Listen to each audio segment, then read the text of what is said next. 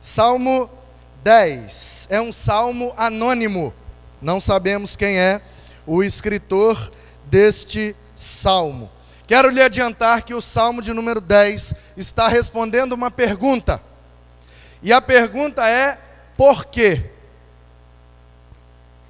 Então quero meditar com você nesse salmo de número 10. Meditar nessa pergunta: por quê?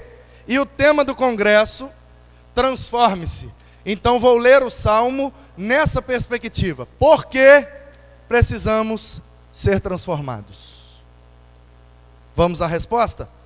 Primeiro versículo: por que, Senhor, te conservas longe e te escondes nas horas de tribulação?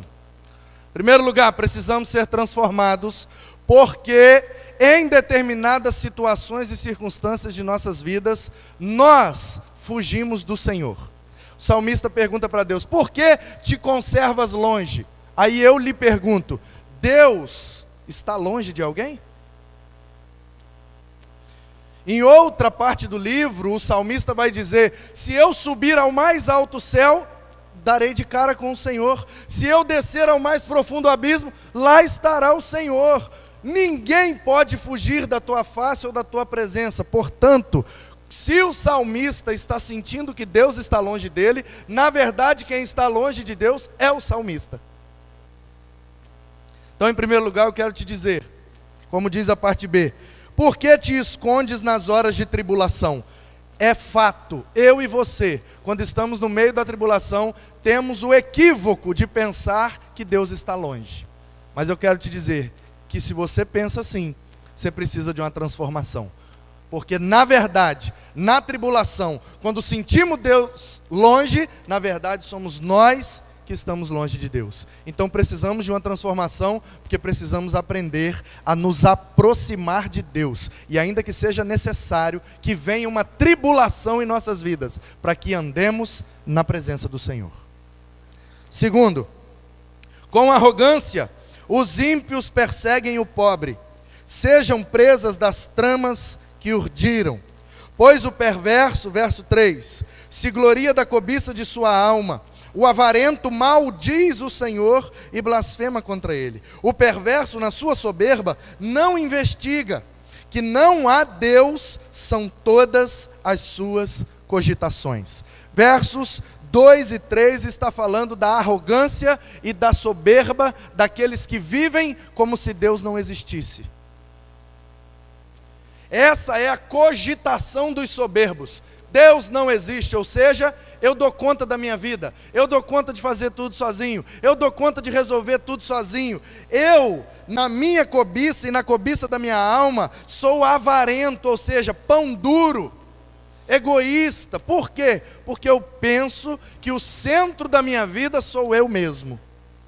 Então nós precisamos de uma transformação para entendermos que o centro da nossa vida precisa ser o Senhor nosso Deus. Que não sejamos avarentos, que não sejamos egoístas, que não sejamos soberbos, mas pela adoração sejamos transformados e que o Senhor seja o centro da nossa vida e da nossa adoração. Verso 5: são prósperos os seus caminhos em todo o tempo, muito acima e longe dele estão os seus juízos.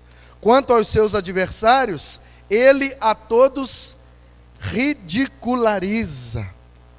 Pois diz lá no seu íntimo, o ateu, o soberbo, aquele que vive como se Deus não existisse: de geração em geração, nenhum mal me sobrevirá. Olha só, ele acha que está tudo bem, ele acha que está de boa, que ele pode continuar vivendo como se Deus não existisse, como se Deus não tivesse onipotência, onipresença, onisciência, como se Deus não tivesse no controle de todas as coisas e como se Deus não fosse juiz do universo.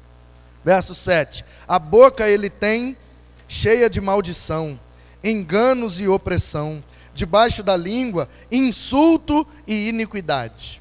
Aí talvez agora você pense assim: Essa parte aí do Salmo não é para mim. A partir do versículo 3, está falando do soberbo, do avarento, do egoísta, do ateu, daquele que tem maldição na língua.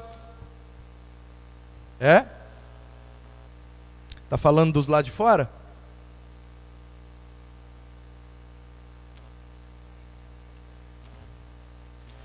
Verso 8. Põe-se de tocaia nas vilas, trucida os inocentes nos lugares ocultos, seus olhos espreitam o desamparado. Está ele de emboscada, como leão na sua caverna, está de emboscada para enlaçar o pobre. Apanha-o e na sua rede o enleia. Olha só a atitude desse cara. Ele é soberbo, ele é prepotente, ele é egoísta, ele acha que ele é o centro da sua existência, ele é maldizente, malfeitor e oprime os pobres. É uma poesia, gente, é um salmo. Portanto, na linguagem poética, um pobre é uma pessoa fraca, enfraquecida, que tem poucas condições. Não é só condição financeira.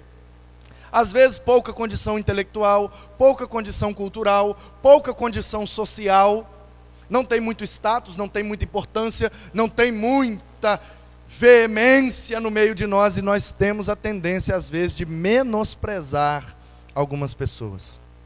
E isso o próprio salmista está dizendo, é papel de quem vive como se Deus não existisse. Então nós não podemos ser assim, precisamos ser transformados. Verso 10, ele abaixa-se e rasteja. Essa parte eu acho linda, porque aqui o salmista já comparou ele como um leão que está na caverna à espreita para fazer mal para o pobre. Agora ele compara, qual é o animal que rasteja? Com uma cobra. Rasteja em seu poder ou no seu veneno lhe caem os necessitados. Diz ele no seu íntimo, Deus se esqueceu, virou o rosto e não verá isto nunca. Olha só como ele é um ateu. Ateu de pai e mãe.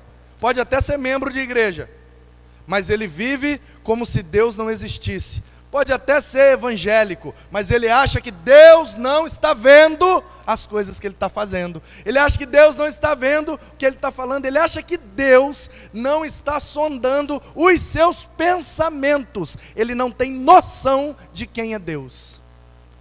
Ele se esqueceu que Deus é onisciente, que Deus sabe tudo, sabe antes e está vendo, como disse o Adair aqui domingo passado, sondando o seu coração, conhecendo sua alma e percebendo o quão longe de Deus ele está. Há um autor norte-americano, agora me foge o nome dele, mas ele fala, daqui a pouco vem o nome, sobre um tipo de ateísmo que segundo ele é o que mais cresce nos nossos dias. Ele chama de ateísmo prático. Que é o quê?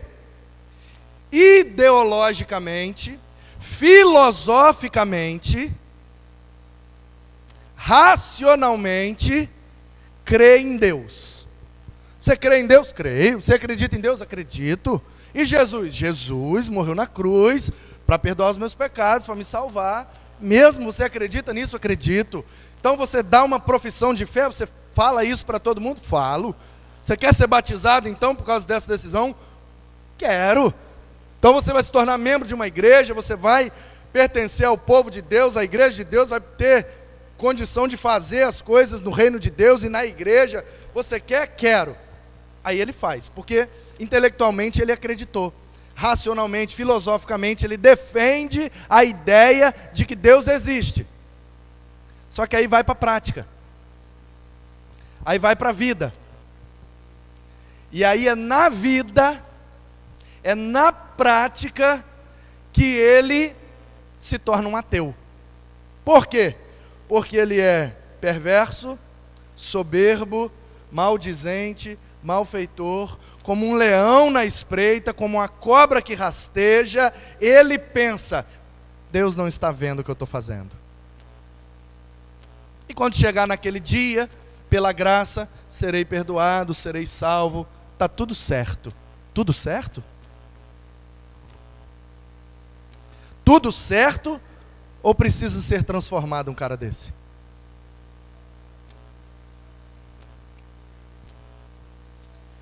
Verso 12.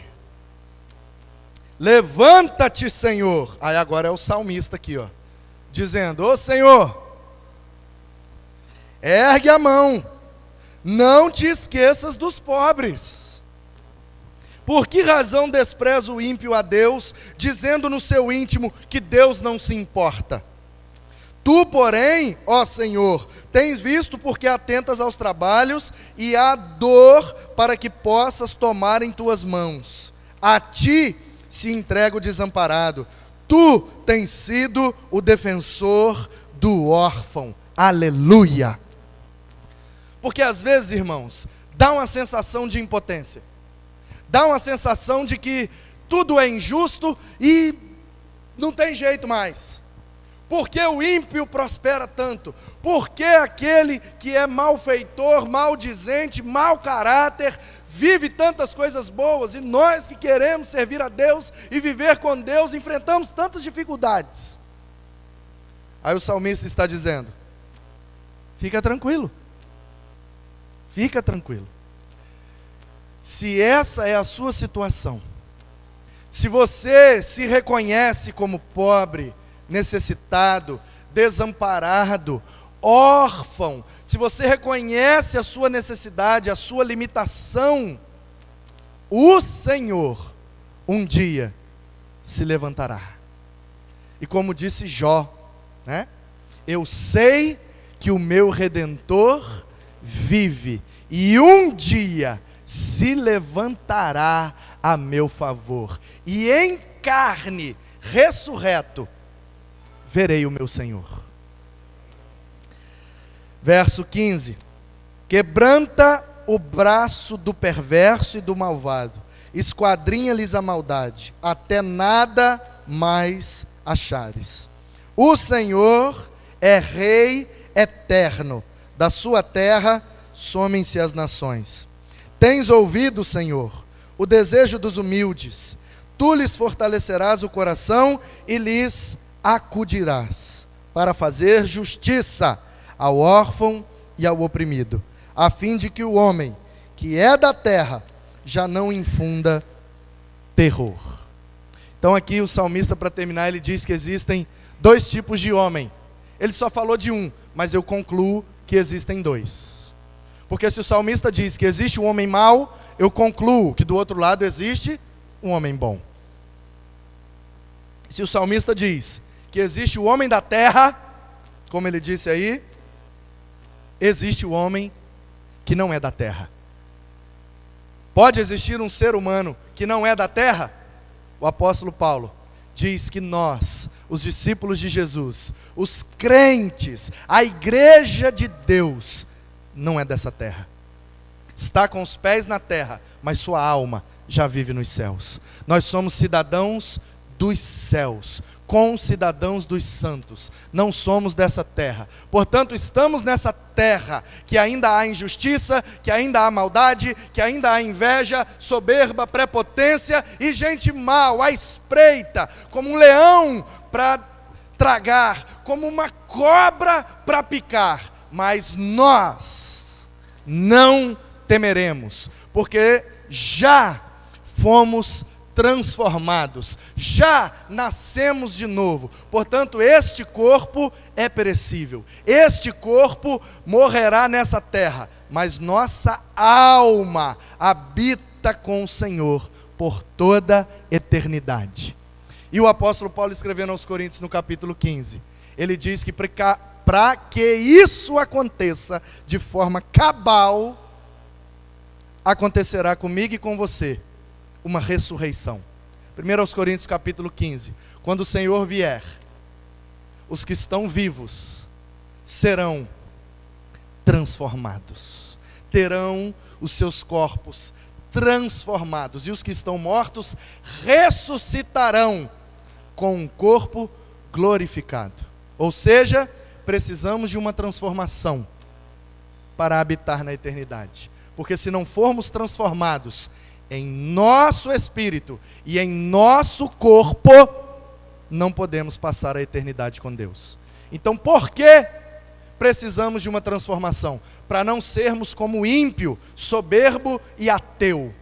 Precisamos de uma transformação para habitar na eternidade com o Senhor nosso Deus. Que Deus te abençoe, em nome de Jesus.